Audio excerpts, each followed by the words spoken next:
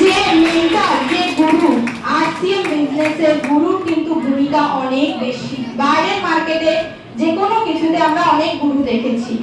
বাইরে আমরা উকিল চিনি, উকিল চিনি তো, পাশেই কোর্ট আছে। তো আমরা ডক্টর চিনি, যদি কোনো ডক্টর ভুল করে তাহলে কি বলে এসে সরি, তাই তো?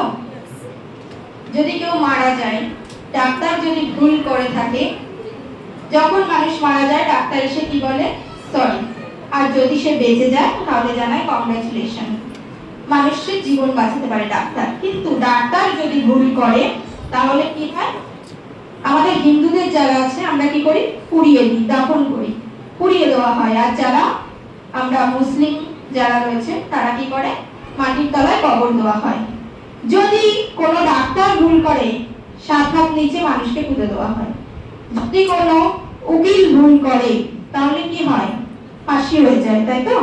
ফাঁসি হলে 7 হাত উপরে ঝুলিয়ে দেওয়া হয়।